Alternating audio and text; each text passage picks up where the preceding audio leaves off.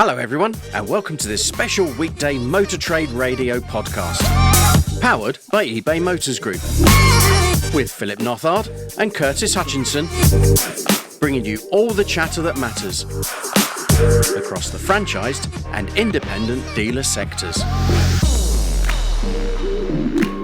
Hello and welcome to this Motor Trade Radio weekday special powered by eBay Motors Group. And we're delighted to welcome back to the podcast Jeremy Yea, Senior Valuations Editor of CAP HPI, who's here to talk about how trade values performed in July. So welcome back to the show, Jeremy. Hi Curtis, thanks for having me back. Yeah, hi, welcome back. It's been a while. I can't believe it was sort of December, January time, and we're already now in talking, in July, now talking the August sort of month, and it's flown by, hasn't it, I think? Absolutely, yeah. This year has gone in a flash. But we'll get onto some of what's been happening with the numbers shortly on that one as well, because some of the numbers have gone with a flash as well, haven't they, Jeremy? I think this month. Absolutely. But as I say, as Curtis said, welcome back. It's great to have you back on, and you're stepping in for Darren once again. And I know this is your editorial this month, and so it felt right that you were in the lead on the conversations on this one. So, let's start off with the headline that the trade values at 3 years, 60,000 miles have dropped 1.9%, and that's approximately £350 drop for the month. And do you want to talk us through of what drove it and how does that compare with previous July performances? Yeah, sure. So I think I'll start with, to put it into context, pre-COVID, taking out those crazy years of the rises through the summer period of a couple of years ago, where it was circa sort of 30% higher. I think the market's fallen back into some sort of seasonality. In context of pre-visualized before COVID, like I said, it's, if we go back to 2012 when Cap Live was introduced, there's an average move of 1.2%. So 1.9, you think, oh, okay, it's a bit higher, but bearing in mind we've had a very strong start to this year. We're still carrying strength from 2 years ago, so 1.9% seasonal move isn't out of the way. I think the highest move we had was 2019 downward move, and that was down 2.2%. So it's not the strongest movement down we've had from July into August monthly book in Cap Live values. But it is close to being that. But bearing in mind, like I said, January to March was a very strong start to the year. So I think it's sort of correcting itself still from the strong points of where we've been. And in terms of, standouts, what stood out in terms of those different age bands? Because we always talk about that 3 year 60, but in terms of what stood out from the different performances by age bands. Okay, so if I start at 1 year, 10k dropped 1.6%, and that's around £525. If we go out to the older age points over 3 year 60, 5 year 80, that dropped 2.2%, and that's around £250. 5 years dropped 2.9%, and that's only £135. So it's sorry, let me correct myself there. It's 2.2%, £250 for 5 years, and 10 years is £135. So it's not, even though they look like larger percentage points, it's smaller in terms of monetary terms. Yeah, as you say, with those 10-year 100,000 miles, you are talking small monetary movements there, aren't you, on those kind of vehicles? Yeah, I think that area of the market has been under pressure for a little while. I think condition is obviously key within sort of 5 to 10-year-old vehicles anyway, and certainly over 100,000 miles. I think the market's toughened up quite a lot in that area, and that's probably for the last few months, not just this month. So yeah, I think even though it looks like a larger percentage drop, monetary terms is quite the norm, I would say. And Jeremy, before we look specifically at fuel, were there any notable trends by vehicle sector? I seem to recall last month talking to Darren, there was a lot of pressure around city cars. Prices were certainly under pressure. So has that continued into July? It has. So again, I think in terms of that monetary side of things, city car has been the hardest hit in terms of percentage points, but 3 year 60, that is down 3.2%. That equates to around £250. So it's not it's not a massive drop. Last month in context was down 3.5 or £280. So it's in line with last month, and I guess following that seasonality from last month into this month. Some of the other sectors I think was probably a bit more standout. Lower medium C sector, which I look after, that's down 2%, so bang in line with the average, and that's around £270. Super mini went down a little bit stronger in terms of percentage points, down 2.2 and around £245. And SUVs dropped 2%, again bang in line with the seasonal average, and down £420. Higher price point of vehicles within SUVs at 3 year 60, so a higher reduction in monetary terms. So that's pretty much down across all sectors. Yeah, every sector has dropped. Some have dropped more marginally than others. So you've got the seasonal ones, which carry, I guess, a little bit more desirability. There's low registrations in the things like Coupe Cabriolet. That's only down 0.3, and supercars down 0.3 as well. So everything else is more or less falling in line with the average move, I would say, overall. So yeah, it's just some of the, I guess, more summer friendly or seasonal vehicles which have just fared a little bit better than some of the other ones, the average move. And thinking about fuel, and we'll keep away from EV for the minute. I mean, how did petrol and diesel perform during the month? And how are they holding up at the minute? We know there's potentially less volume coming into the market from those fuel types. How's the performance in those vehicles? Well, they fell almost equal in terms of percentage points. Petrol dropped 1.8% and diesel dropped 1.9% at 3 years. So bang in line with the average and with the seasonal patterns that we've been experiencing for the last couple. So there's no great shakes there. I think, like you've just said there, you've just touched on in terms of there's relatively low supply still coming through. That's almost normalized for this time of year as we build up to September. What will happen in September, who knows? But in terms of where we are for the average move for those fuel types, it's pretty much bang in line, and no great shakes or disruption there. And what are the sort of standout winners and losers, would you say, by sort of makes and models in that petrol and diesel fuel type? I would say I wouldn't say there's any standout. Things have more or less fallen out. Some things are flat, some things have fallen by the average, but there are a couple which have fallen probably slightly more. If you look at some A4 product, that's gone down maybe 3%. Some of the SUVs have dropped slightly more as well, but Q5 Sportback diesel down 3%. So again, 1% or so more than the average, but nothing really stands out, I would say, of being a significant drop, certainly within petrol or diesel from what we've been seeing.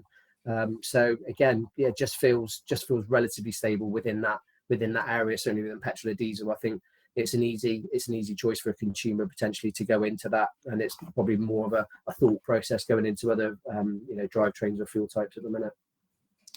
And turning to EVs, Jeremy, because the big ongoing question is around that volatility we've seen over the months. So how did the EVs perform? Because you've actually got some pretty eye-watering 11-month figures, haven't you? Yeah, we have. So at 3 year 60, electric vehicles went down 2.8%, and that's around £600. So that is more than last month. Last month was the smallest drop we've seen over 11-month period. Last month dropped 1.9%. So we have followed a pattern where they were dropping sort of 6-7% just a few months ago to now dropping almost in line with the average moves or slightly above average moves.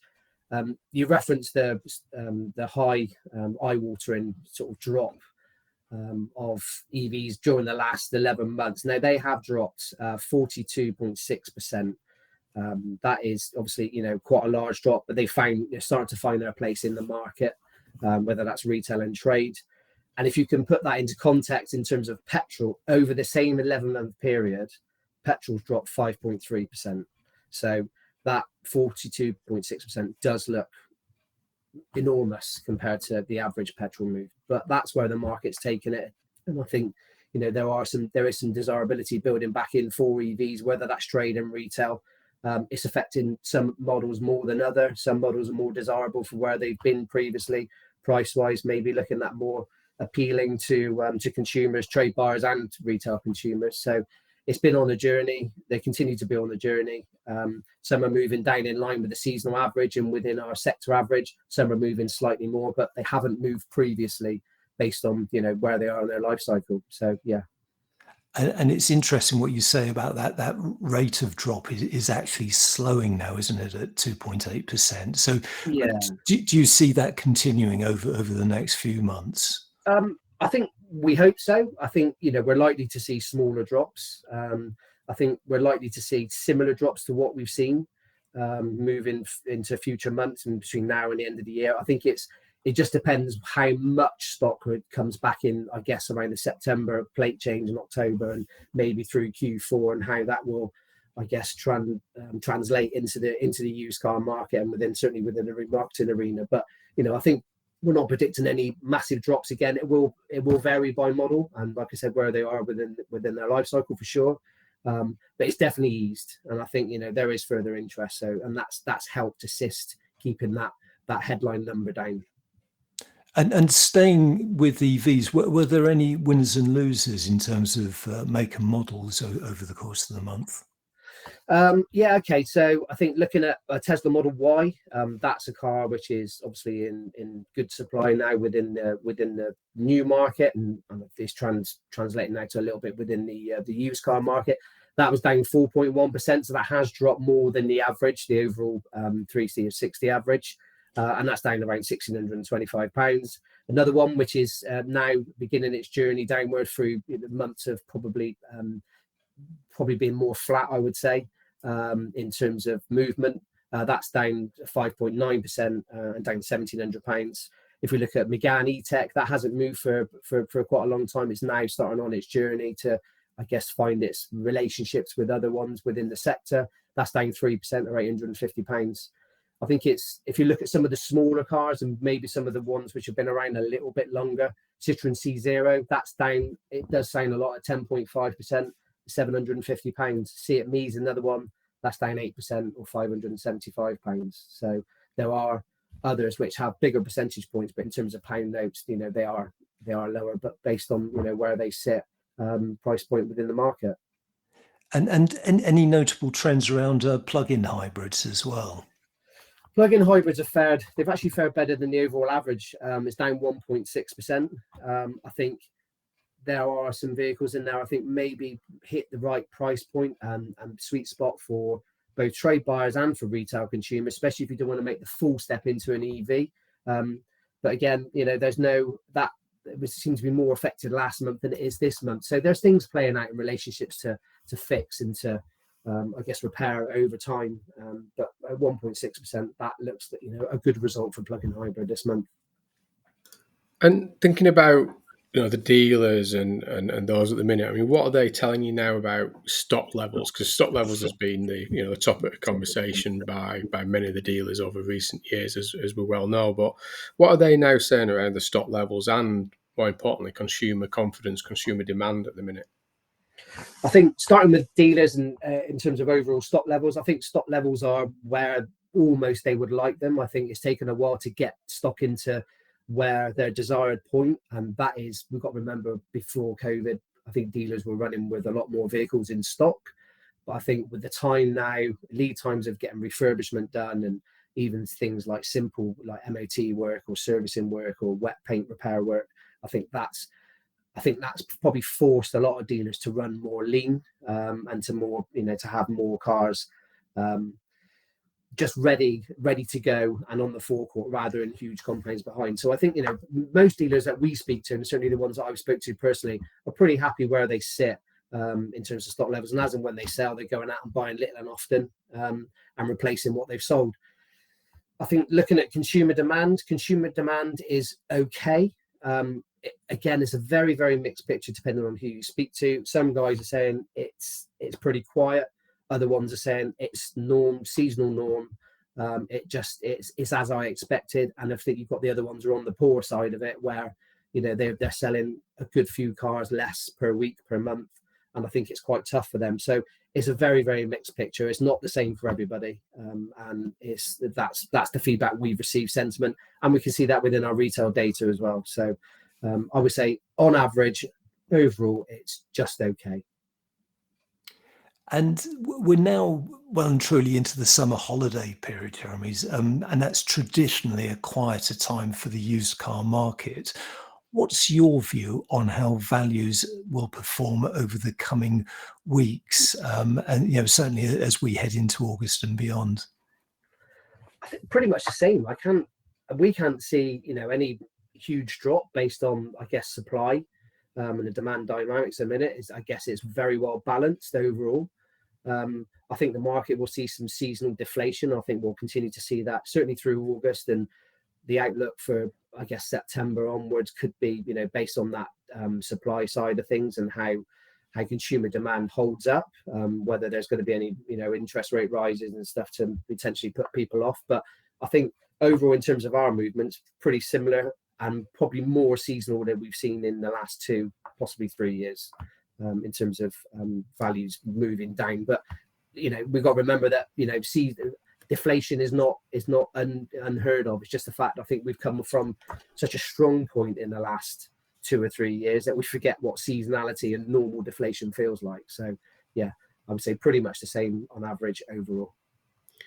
It only needs to, for me, as you said right at the start, are we heading back into sort of this seasonality? The point that you made right at the beginning of our chat was, these vehicles rose 30% over a 12-month period. So, that's not sustainable, is it? You can't continue at that kind of level. And although we are dropping in value, we're certainly not dropping to the pre-pandemic values at the minute, are we? No, we've still got cars which are miles ahead of where they were a couple of years ago. Some cars booking at the same money as they did 2 years ago. And if you'd have told someone that 3 or 4 years ago that cars would be worth the same 2 years later, people would probably lock you up in a padded cell, wouldn't they? They'd probably be crazy.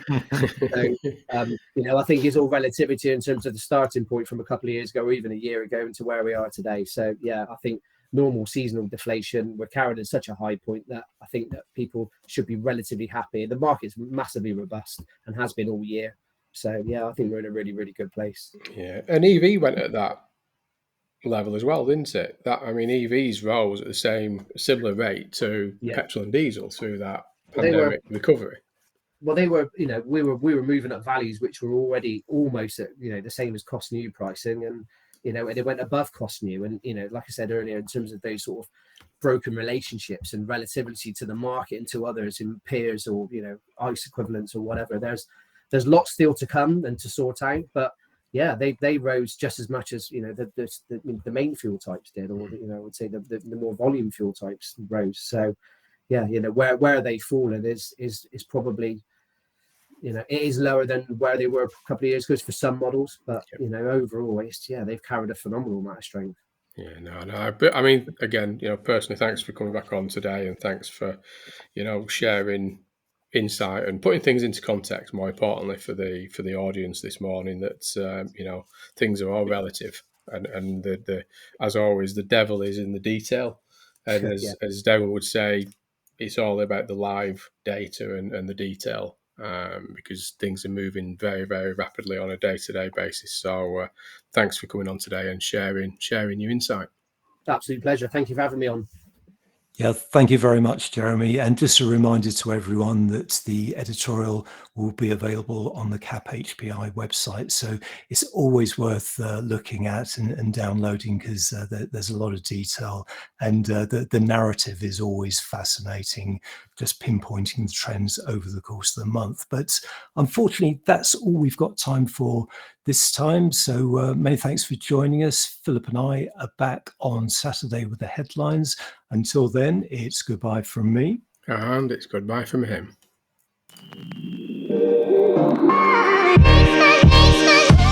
Thank you for listening to this special weekday Motor Trade Radio podcast, powered by eBay Motors Group.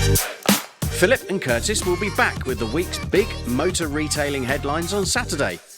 Live, on demand, wherever you are, and on your podcast feed.